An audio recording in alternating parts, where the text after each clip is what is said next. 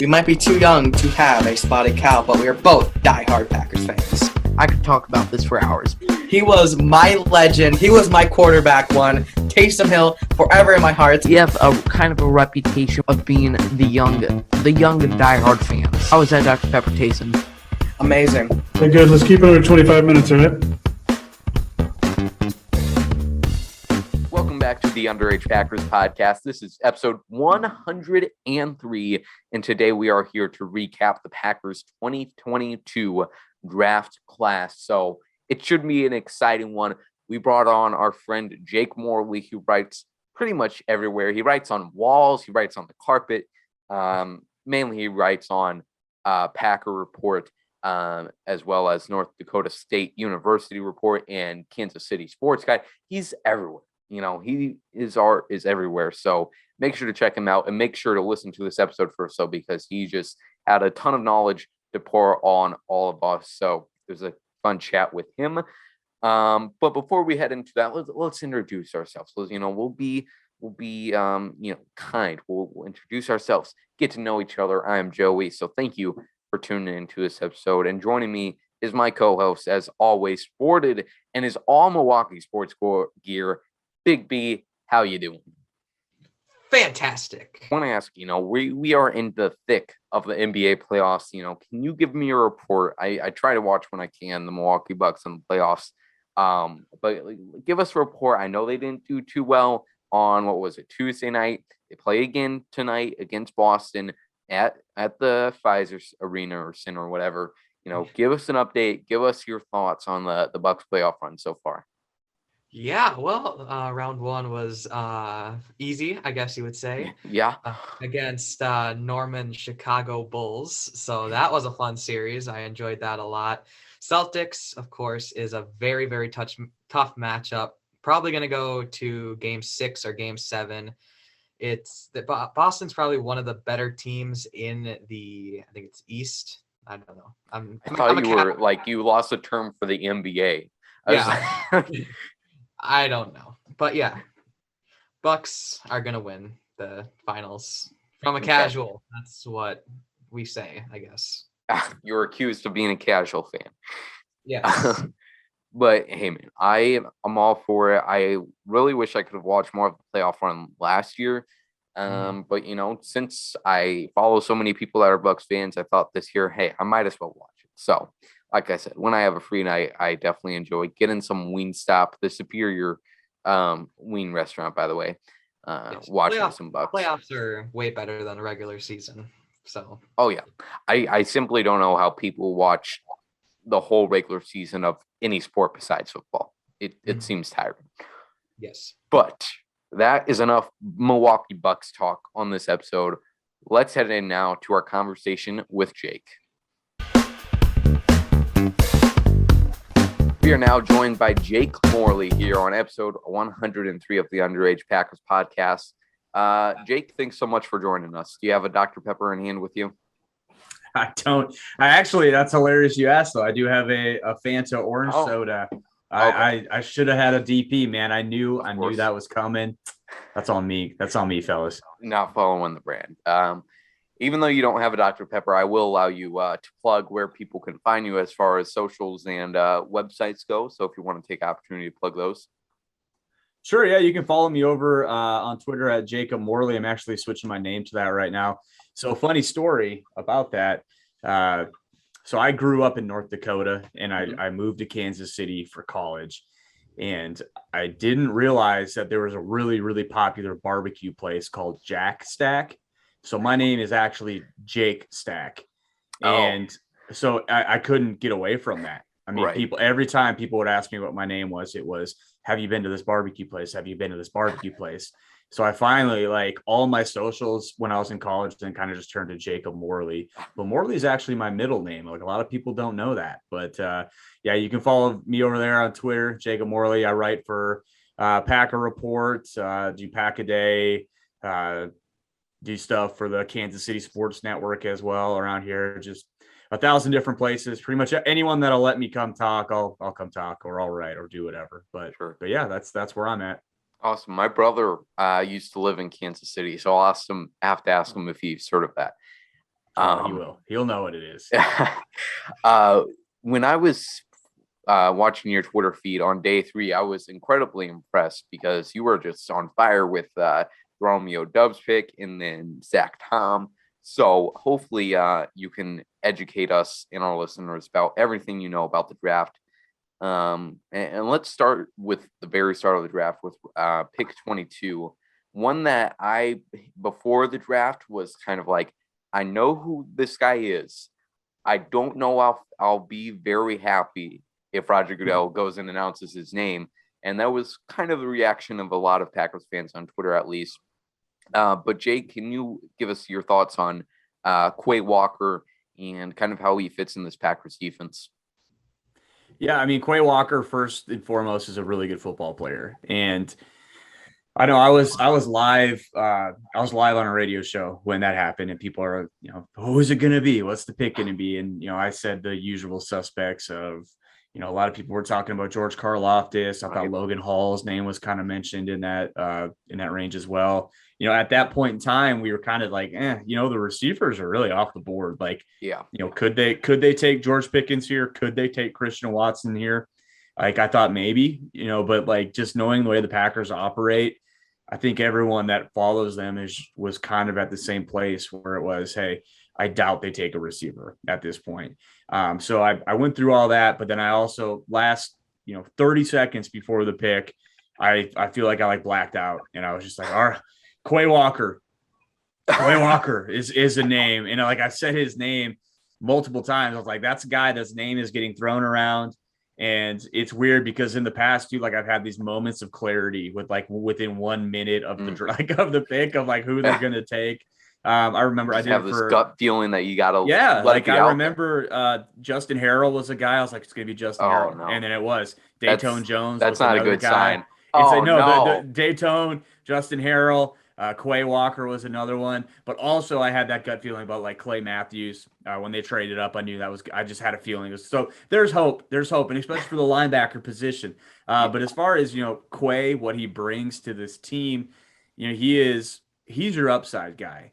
When you look at the way this team has drafted in the past, they've gotten younger guys that have all the physical makeup of an all-pro level player, and that is who Quay Walker is.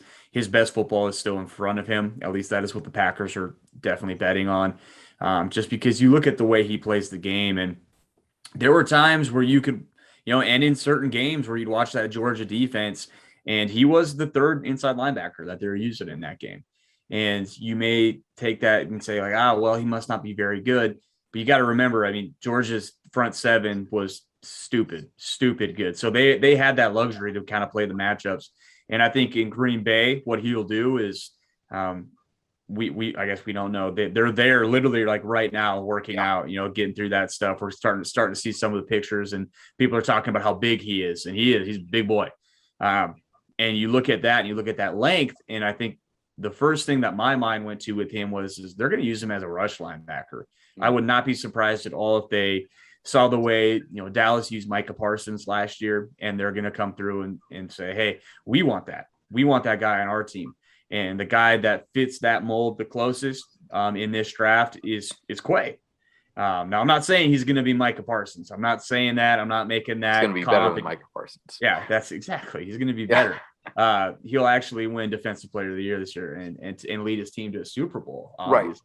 You heard it here first. But he does have those tools. And even if they can get 80% of what Micah Parsons was his rookie year, that would be phenomenal for this defense. What he can add to the team in that regard. He's also, we talked about the talent that they had in the front seven at Georgia with Tittle. It was the other inside linebacker, and then Nakobe Dean was one that everybody knows. And some people might even say, why didn't they take Nakobe Dean? Both of those guys are really good players too. But when you talk about an overhang defender, a guy that they would trust to kick out and cover the slot, it wasn't either of those two guys. It was Quay. Quay Walker would kick out, and they let him do that because he has, the requisite length, the requisite change of direction ability, instincts, speed, athletic ability, all that stuff to really be a versatile tool in this defense. And for goodness sake, you have Devondre Campbell and Quay Walker now, who both have 80 plus wingspan sitting in the middle of your field. So when you want to talk about length or playing like a zone defense, playing basketball, the thing you always tell, especially young kids, just get your hands up, make yourself look. I mean, it's very elementary, but length matters. And I think that's where he's going to fit in with this team. And I think they're really going to be hard to throw the ball over the middle of the field, which is something that they have, for a long time been really bad at defending. That may actually be a strength of this team at this point. Man, you're getting me pumped up here in early May about this Packers defense. But yeah, it will be very interesting to see how they use him early on, especially because I think they also view this pick as, I don't know if a Band-Aid would be the right word, but a different way to fix their safety position, dime backer to be able to cover those tight ends, running backs out of the backfield that they really had a problem at last year. So we'll be interested to see how they use them early on.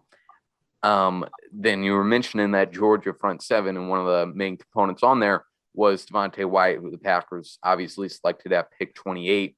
And, I've done plenty of highlight watching on Devonte.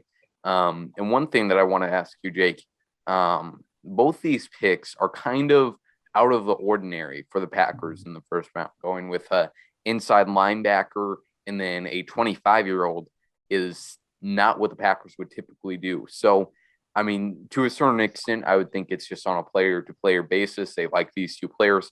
But do you think there was a specific reason why we saw this change from the Packers this year?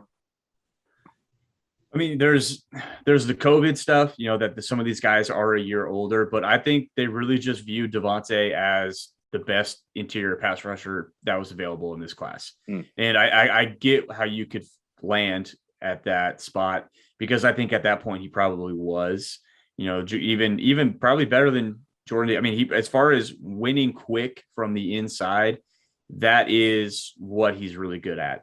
And they talked about it in the offseason. They talked about wanting an interior guy that can play next to Kenny, that it can kind of generate some of that interior pass rush. And Wyatt is probably the best at doing that right now. And I think that phrase too, right now, is important, because with a guy that is 24, will be 25 at the end of his rookie year. I think he just turned 24 actually, but in any case, he is an older guy. He's an older prospect. They typically have, steered clear of that. He'll be 29, approaching 30 when his first, if they decide to pick up his fifth year. So with that said, it is kind of interesting, because you look at this team and they are kind of caught in that weird spot of, we typically don't draft this way versus we need dudes right now. Yeah. And I think Wyatt could be a dude right now. And if that's only for the length of his rookie contract, I think you have to view that and say, you know what, he was the second pick that we had. If he can get this defense to a new level and is in that rookie contract, then that's great. And honestly, that should be the mindset, because a lot of these rookies don't make it to their second contract anyways, even if they are 20, when they're drafted. So if he can come in right away and be that guy. Now, I do subscribe to the thought of, once you're 24, you're kind of done as a prospect. Like, I don't know how much more you can develop physically with Wyatt. He's already there, though. That's the thing. He's already an elite level athlete. So if he comes in and can be an above average player, above average to good next to Kenny Clark, I think that's kind of what they're shooting for. I think his ceiling is higher than maybe what I even give him credit for, but I think his floor is really high. I think he's going to come in and kind of just right away be a grown man on that line of scrimmage and be able to play next to Kenny. And that interior defensive line is deeper than it's been in years. So that's exciting to watch too. The front seven, like, I know a lot of people talk about, well, if the season started tomorrow, who would be catching passes from Aaron Rodgers, blah, blah, blah. If the season started tomorrow, this defense would be ready to roll. Absolutely. And I think that's what we're going to see. Kind of, look at the 2019 team, where it was like, man, that team was carried the first half of the season by the defense. We might be in for something like that again this year. Interesting. Yeah, I found it. I was looking forward to seeing how the Packers would go about this offseason, considering the window they had with Aaron Rodgers. I mean, it was pretty much a given. We all knew by the time the season came to an end that he'd be back. So I was very interested to see how they would go about this and how they would try to fit in this window that is still unknown at this point, but they know it's not going to be longer than 4 or 5 years. So trying to do that, retain Devonte Adams, and also beef up these other positions while not having to rely on the development of guys that will come along 2 or 3 years later, while also staying true to, their draft philosophy, juggling a lot of things there in order to put together this team. So you did see a mix of that, staying true to the philosophy. You saw them investing in upside with Quay Walker, but also from the positions and the ages kind of changing from what they typically do in the draft. The one thing about this draft that was completely different, though, was the fact that draft analysts were big fans of it, especially day 2 and day 3. And it almost gets me scared. Like, man, if we have a not a D draft grade, I don't know if that's a good sign. I don't know if I want the draft analysts agreeing with me. But the one thing was there was a lot of notable names Packers were able to get on day 3, or at least notable to me, names that I recognize, which says a lot. So, Big B, let's go round table here. I want to ask you first, Big B, what do you think is a Packers' biggest steal from the 2022 draft? Ooh, good question. I'm going to say Kingsley Enagbare. I really, really love this pick. He is the perfect replacement for Zadarius Smith. I mean, he's pretty much Zadarius Smith, practically. He is probably should have gone like second round, maybe third round, and he fell all the way to the 5th round, which is absolutely absurd. Crazy steal, and I absolutely love this pick. I feel like you've been whatever got into you with Jamal Williams might have got into you with Kingsley already. With your talk about Zadarius Smith, maybe just a little bit. A little bit. It's getting there. Yeah. I'm a big fan of the Kingsley pick too. We'll see what his potential looks like as far as starting, but at least for a first year or two, he's really going to fill that role of a depth linebacker that the Packers really needed. We saw Tipanaliai and Jonathan Garvin and a handful of other guys really struggle when they had to go out there. Unexperienced guys. It's not like Kingsley was bringing any other experience along that Whitney Marsalis might have, but just another depth piece that they can hope to work out better. Jake, what do you think is the biggest Packers steal? I mean, I like Kingsley a lot too, and I won't cop out and say that as well. But the reason he fell is because he's not an alien athlete, but I think people are forgetting or not recognizing that he's not a bad athlete either. He's kind of between average and above average. Like he's a good athlete. He's got the tools. He's a better athlete than Zadarius was coming out. He just does play the same way. But the guy that I just really like, and it's a boring pick because I almost feel like when they said Zach Tom from Wake Forest, I think every Packers fan just was kind of like, oh yeah, that guy. Yeah. Like I thought he already had a locker room. I thought he already had a locker at the stadium. I thought he was already on the team because he is such a Green Bay Packer. And I think, the Packers are better than anyone in the NFL at taking these guys in that range and just turning them into all-pro type players. And the guy that I look at, and this is going to sound bonkers, and it's getting thrown around probably way too much because of how good David Bakhtiari turned out to be. But when you look at Zach Tom, a lot of the same things that made Bakhtiari a 4th round draft pick are the same things that made Tom 4th round. They took him in the 4th, right? 4th or 5th, whatever he was. Made him a 4th round pick. You look at him, and if you remember when Bakhtiari came out, that was the first thing people said about him is he's gonna have to play center. He's not big enough. He's not strong enough. He's gonna have to play center. And people are kind of saying that with Zach Tom as well. In fact, when Bakhtiari was drafted, just like Zach Tom on the Packers website, he was listed as an offensive lineman because they didn't know where they're going to play him. But with Bakhtiari, they stuck him at right tackle right away, and he just never lost. He just didn't lose reps. He was winning every rep in camp, and they're like, how can we take this guy away from here? He's not losing.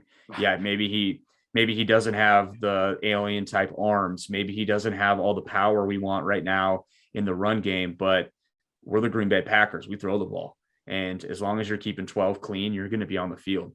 And so with Tom, I feel like he's going to have that chance to in a similar fashion where, that right tackle spot, if Elton's not healthy right away, I think it's up for grabs. Like, I don't think Yosh is guaranteed that job at all. And so if Zach Tom is out there playing right tackle and just winning reps left and right, why take him out? And he's going to struggle with the same things that Bakhtiari did early in his career. Yeah, he's going to get railroaded in the run game at times. It happens, especially if you're a rookie anywhere. But as long as he's keeping his butt pointed at the quarterback and not letting the quarterback get hit, which he's very good at, I could see him just not coming off the field. So as far as day 2, day 3 type picks, that's my favorite pick that they made. And it's kind of a boring one, but I think, they've done boring stuff with offensive linemen for years and years and years, and then never really had to invest high picks in them because they're so good at taking those guys in the 4th round and turning them into very useful players. Exactly. They just have a day 3 offensive lineman factory that never stops working. I'm also going to go with the offensive tackle here and say Quay Walker out of Penn State in the 7th round. Just another one of those guys that I was surprised to see was still available in the 7th round. From what I can tell, just from my early on studying, is that he has physical tools and just needs to work on the technicalities. And I'm sure everybody has seen that video on Twitter that went around, which has already made him a fan favorite here in Green Bay. But that offensive line competition will be very interesting to watch all throughout camp and see. I mean, it will really be kind of like it was last year, a never-ending competition all throughout the season, just because of all the variables that we don't know at this point. You have Elton Jenkins going into a contract year, and whenever he returns from that ACL injury, is he going to want to stay put at left guard? Do they think John Runyon would be better suited there, and then put Elton at right tackle, depending on how the other rookies are developing? So I'm very excited to see how that offensive line competition goes, along with the 3rd round pick in Sean Ryan. So should be exciting camp time if that's your thing. Back to the 2nd round here early on. Packers traded up for the big move for the Packers this year. They finally got a weapon early on from Mr. Aaron Rodgers and Christian Watson, and they paid a heavy price. Trading with a division rival, you're going to have to pay a little bit of tax on that with the Minnesota Vikings. So they gave up both of their 2nd rounders, really just giving up only 1 pick, though.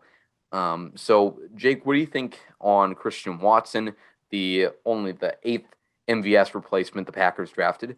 And do you think it was the value they gave up for him was worth it? If he's good, it'll be worth it. Right. That's always that's the deal is I don't care what you had to give up if he's good. Like, I mean, nobody, do you guys remember what they gave up to move back up and get Jair Alexander? Because I don't. No. Whatever they gave up, it was worth. And so that's always, if Christian Watson doesn't pan out, I'm sure we'll hear about that for a long time because it's the Vikings as well. But the fun aspect of it too is, what if he's awesome? Yeah. What if he's awesome and just dunks on the Vikings twice a year for the next 10 years? That'd be great. We'll love that. That'll be so much fun. So that adds another element to it as well. And I'm a big fan of Christian Watson. I think, watching him, because I cover North Dakota State football as well. So that's someone that I've been familiar with for a while, and just, it was very surreal to see his name pop up when the Packers took him. I was like, wow, they actually did it. Like, they actually went out and got that guy. Yeah. The thing about him is I think he'll be better earlier than people realize. And I think the reason for that is because I don't actually think he's as raw as people try to make out. You look at what he did at the Senior Bowl, and I mean, he was routing people up at the Senior Bowl. And that's something that at North Dakota State, they just didn't really ask him to do. If you're not familiar with North Dakota State's program, they run the ball. They throw the ball maybe a quarter of the time, and then they just ram the ball down your throats. And you have to be able to block in that offense. And that's something Watson does, and something he got really good at, beyond the point of just being good at it. Early in his career at North Dakota State, that was a reason why he actually didn't play early in his career, is because, like, we got to get this kid up to speed on how we play the position here. And then by the end of his career, it wasn't just something he was good at. It was something he looked like he took a lot of joy in doing. He's running 80 yards across the screen to try to knock somebody's face off in the run game. So that's something I think he's going to acclimate well to Green Bay quickly with that. I think he's a better route runner than people give him credit for right now. His ability to change directions at his size is something that's going to be a problem for there's no easier way to put that. It's just going to be a problem for NFL defensive backs, even the athletes that they are. One thing I would like to see him be a little bit more physical throughout his route tree. But I think that's something that he just will adapt to when he gets to the NFL level because he is such a competitor. So as far as, this offense and where they're at, throwing him into the mix with Sammy Watkins, with the holdovers and Lazard and Cobb, I just think, man, this is going to be the next evolution of this offense. There is no safety blanket in Devonte Adams. And that's not a knock on Devonte or on Aaron Rodgers. That's the reality of it, is when you have a receiver that good, you can kind of get a little bit blinded to that. So we're going to see Rodgers have to actually, it's tough to say that too, because it's almost sounds like I'm knocking Aaron Rodgers. Nobody studies harder than Aaron Rodgers. Nobody's smarter than Aaron Rodgers. So he knows where to go with the ball. But it is just going to be that next level of how do we want to attack you this week? Mhm. We're going to have to put together a game plan that is not just, well, how do we want to attack you? Get the ball to Devonte. Duh. Like, yeah, that's a really good game plan. That is. But now that they don't have that, they do actually have to say, it's going to be Watson's week. It's going to be Watkins' week. Whatever matchup they can get. But, Watson is a guy too that they can get him the ball in space. Run those tunnel screens. They love to run that stupid flat screen No 3 matter times how a many game. times it fails. Right? They But love now that you rollout. have a guy in Watson, give it to him and see what happens. So they'll do that, and that'll be great. But we'll see what happens with that. Those tunnel screens, all that stuff. So and then you mentioned it with MVS. I don't think MVS, he can do what MVS can do. But he adds a lot of different elements, I think, to the game. And I think the Javon Walker comp is probably a better one for him, just because you watch the looseness and the flexibility that he plays with. Javon Walker's probably a little bit before your guys' time. But Javon Walker he had a stretch of about 24 games where he was the best receiver in football. And he was, but then he blew his knee out, contract stuff got weird, and then he was gone. So he's kind of like a weird blip on Green Bay's history, but man, he had a season, him and Donald Driver, where those two were just unbelievable to watch. And we'll see if Watson can kind of be that type of guy, but that is honestly who I see when I watch him, just lanky and flexible and athletic. And if they can get that out of him, it's going to be scary. Yeah, he will certainly get his chance on the field early on in Matt LaFleur's offense because of his run blocking ability. Simply he won't be denied from opportunities either, possibly returning punts or kicks. Jake, do you buy into, since you cover North Dakota as well, do you buy into if he played at a bigger school that he would have been valued higher? Probably, just because that's just kind of how it works. If he played at USC, I think he would have been drafted in front of Drake London. I think he would have been better than him. So, but he didn't. He played at North Dakota State, where, that's a really, they've won 9 of the last 11 FCS championships. They've beaten the FBS schools on their schedule the last several years, famously beating, a ranked K-State when they had Carson Wentz there. They beat Iowa a few years ago when they were ranked. They're a powerhouse. They are a good football program. They play the ball the right way. These guys that come out of there are NFL ready kids, athletically, mentally, all that stuff. So I think he would have been ranked higher. And a story with that too is going into, and I think I can share this, but I have already, so I'm going to anyways. But are we going to do some underage Packers breaking news here? You could, but I've said this before. And so going into this last year, Watson was actually recruited really heavily by Notre Dame and recruited, that stuff that kind of goes on behind closed doors with hey, answer the transfer portal and come here. That was on Notre Dame. Then there would have been even more of a stigma about him as a probably Notre Dame skill player. Probably so. Yeah. Then he just would have been the next EQ, a big Yeah, athletic guy, so, but yeah, so I mean, big time programs wanted him, is what we're saying here too, is like, so it's not just like he slipped through the cracks and nobody knew who he was. They knew who he was, but at that point it's just like, man, I've been here, I'm staying here, I got 1 year left, and heck, I'm going to go 34th overall anyway, so who cares? So yeah, so I think he probably would have went higher if he went to a different school, but he didn't, and I still think he's ready to play. Great. I'm really excited for him. And like you were talking about a little bit earlier about Aaron having to spread the ball out more, those games where Devonte was absent, of course, everybody loves to throw out the fact that they were, 7-0 in Matt LaFleur era when they were without Devonte. And to a certain point, I mean, I'm sure the opposing team's defense there was a whole other level of preparation that they just weren't prepared for. And obviously, losing Devonte doesn't help this Packers offense out one bit.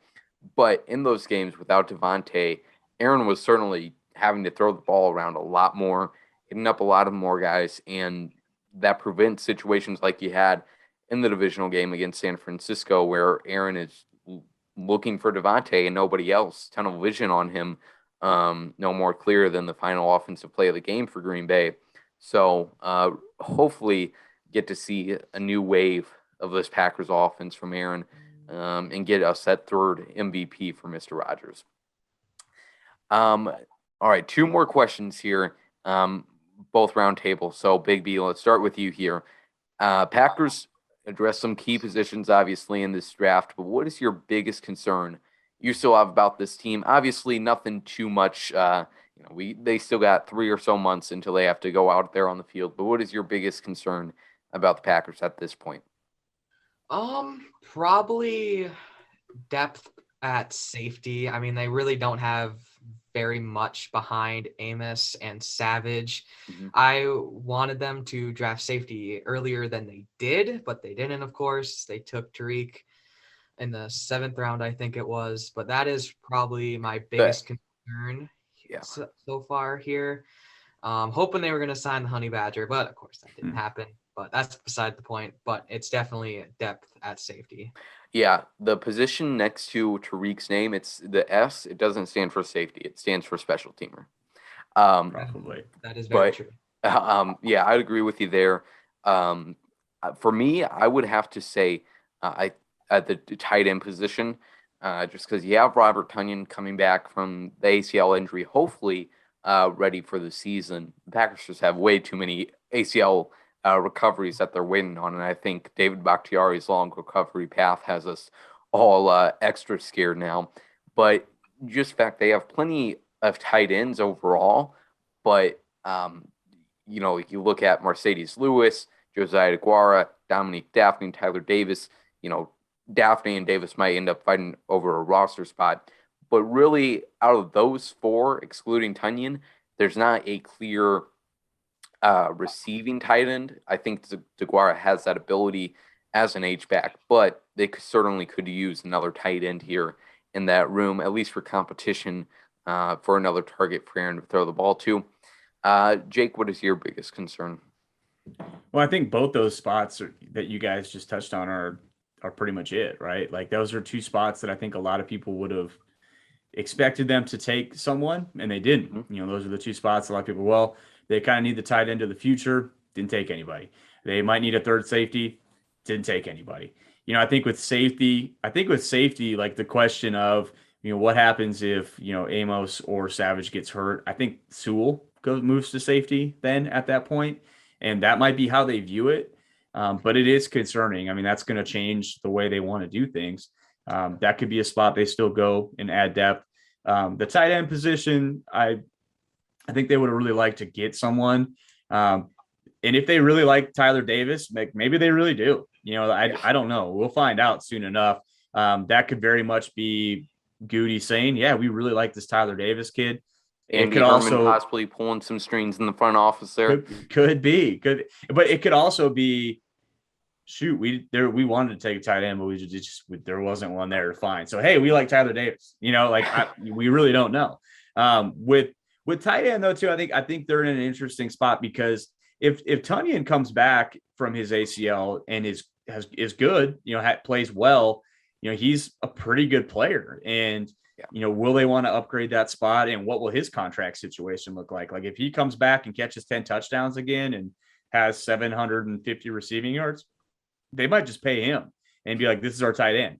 And, if DeGuara takes a step forward, that could be something as well. And then if Tyler maybe he is good. Who knows? But so I think tight end, they at least have like guys that we can point to and be like, well, maybe this guy's good. Right. With safety, like who are we hanging our hat on here? Vernon Scott coming in and playing good, and his gains. I mean, there's just they're really scraping the bottom of the barrel after their top two at safety. So that is a position that I wouldn't be shocked at all if they kind of go and rummage through the bargain bin and see if they can find someone, a la Campbell or Rasul last year, something that Gutekunst has proven to be pretty good at. So we'll see. I don't think it's necessarily a great idea to have the expectation that you're just going to go find an all-pro off of someone's practice squad, but hey, they did it twice last year. So why not again? Or who knows, whoever it is from St. Norbert's, maybe he'll become a star. We'll have to see. One last thing I want to ask, and then we'll wrap this up. Personal favorite draft pick, throw evaluations, what the draft pundits tell you about them. Just pure, what is your favorite pick here in this draft, Big B? Okay. I'm going to change it up. I was going to go Kingsley, but I'll decide to go somebody else here. I'm going to go with Romeo Doubs. I really, really, really, really like this pick in the fourth round.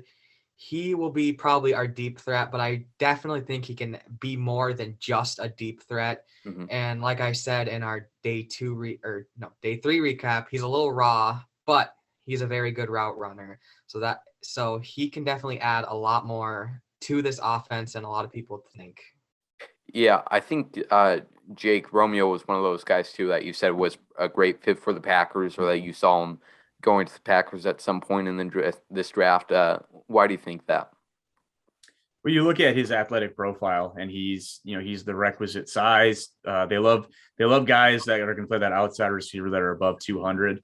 We kind of had to wait on his measurables, but when you watched him play, as far as like his 40, 3-cone, vert, stuff like that, plays fast. You can tell he's an athletic kid. And then the other thing that Green Bay has typically really liked in some of these guys is being productive. And he's got back-to-back 1,000-yard receiving seasons for Nevada. And he's just a guy that fits the mold of what they've brought in the past. And I feel like for the wide receiver position, we've got it down pretty good what they like. And I think this year was a pretty good proof of that. And and like what Big B was saying, I think, he's a better route runner than people give him credit for, coming from that air raid offense. For him, it's going to be getting on the same page with 12 because he's a guy that is, like talking about your favorite picks in this draft. Like he's got to be up there. I think he's going to be a fan favorite pretty quick. People love that 87 he chose to wear as well. So he's going to be a guy, and especially for a fan base that is just desperate now for a good wide receiver play. Either of those guys, anybody that steps up and shows any type of promise, I think Packers Nation is just going to cling on to you like really fast. Absolutely. Yeah, my favorite pick would have to be Devonte Wyatt. I'm just so excited for him to be a wrecking ball on this defensive line. Other than that, though, unless you guys have anything to add, I think that's where we're going to end this one off. Jake, thank you so much for joining us here today. Thanks for having me, fellas. It was fun. Of course. Anytime. All right, that was a fun time with our friend Jake there. Like I said, very knowledgeable, very smart, very fun. So make sure you follow him on Twitter and everywhere else he is. Now, I wanted to make one last comment about the draft, and then I'll talk about the new Dr. Pepper flavor that I'm very excited to give my review on. But anyways, Peter Bukowski and Bob McGinn are two names that I'm sure you've seen a lot of lately if you are on Packers Twitter. And look, Bob McGinn, a little past my time as far as reporters and media personalities go. So that says enough about Bob. He is the old man yelling at the cloud. Yes, he's pretty much a dinosaur. Bob McGinn was covering Curly Lambeau's first start at Green Bay East, probably. I believe it. Allegedly. That's what our sources tell us here at Underage Packers. But one who is very relevant still is Peter Bukowski, who had a lot of thoughts during this draft week. And hey, he should have thoughts. He writes on the Packers professionally, and he is of course, the host of the #1 Packers podcast, Locked On Packers. He's very successful with the Locked On Network, and I respect Peter for that. I whenever I'm bored, like listening to some Locked On Packers. There is a few verbal tics that he has that drive me nuts sometimes, but hey, we all have those. And I won't make fun of him for that. But like I said, a lot of thoughts during this draft week, and one that he got a lot of criticism for was his take that he responded to somebody saying, look, the person was saying, look, dude, you have no better idea than us. You are not in the Packers draft. You cannot predict the future of how these prospects are going to turn out. So for you to sit here and act like you do know what's going to happen is insane. And Peter foolishly replied, hey, we're not the same. He said, well, with all due respect, we're not the same. I do this for a living, which is a pretty arrogant response. And I would hope that Peter has come around to that realization now.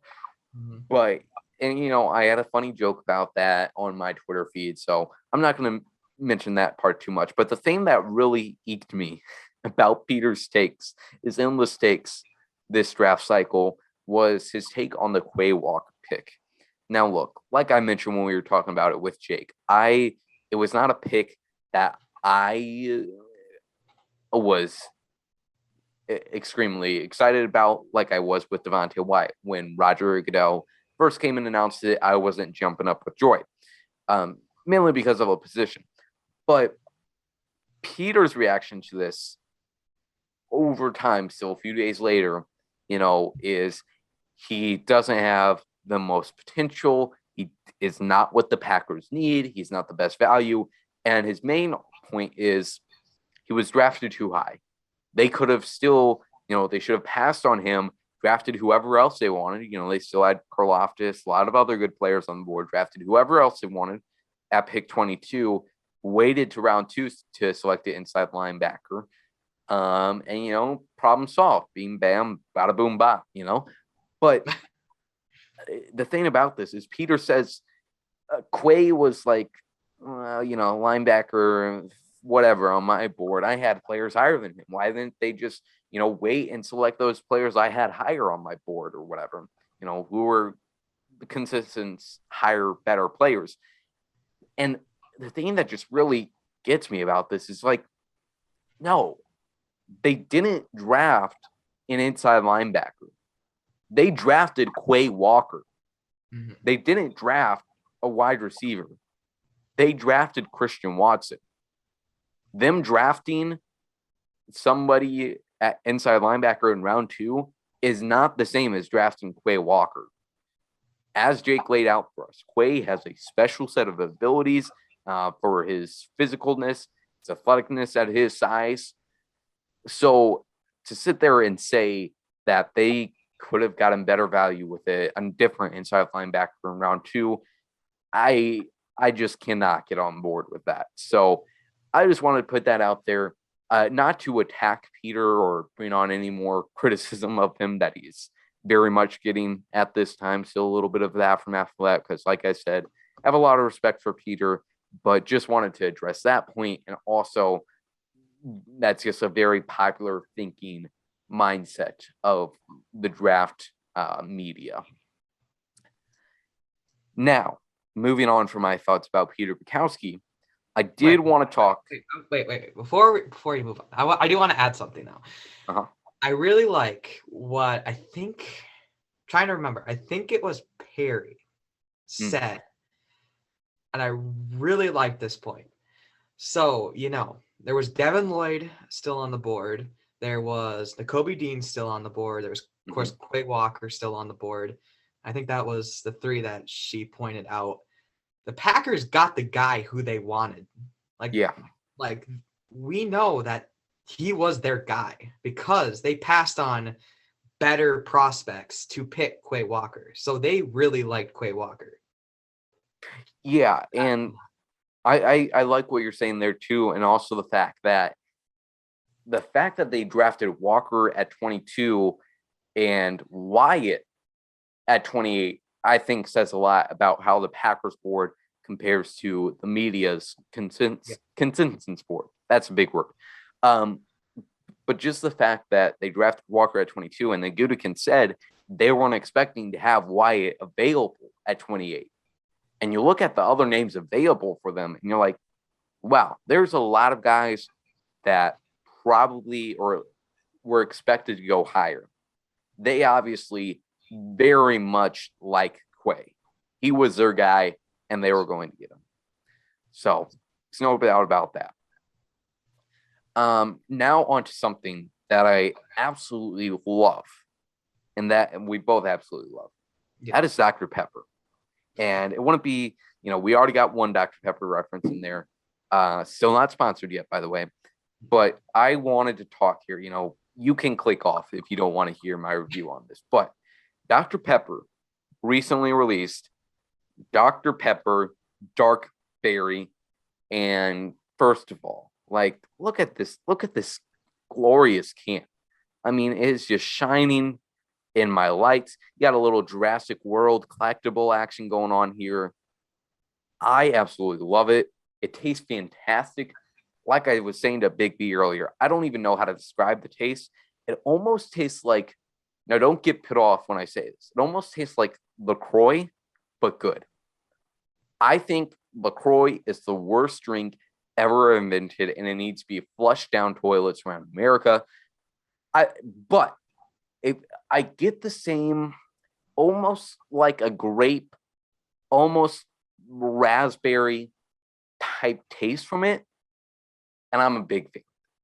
So, long way of saying, get yourself some Dr. Pepper Dark Berry right now. Not sponsored. Dr. Pepper, please reach out to us. You can DM us on Twitter or Instagram. We're always available.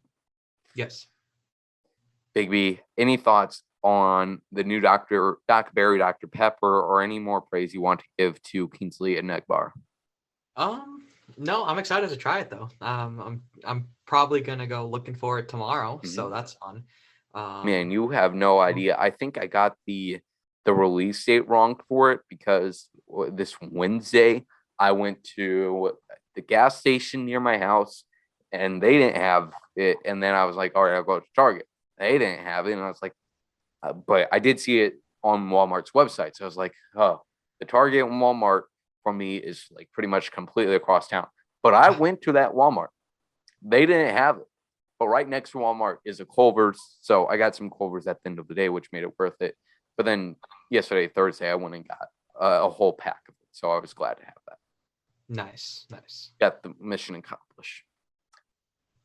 But that is all we have for you today. We thank you so much for listening to this episode. If you did enjoy it, make sure to like this video if you're watching on YouTube, or leave us a good rating on our Spotify or Apple Podcast account. And we will really appreciate it. And we will talk to you later. As always, go Pack, go.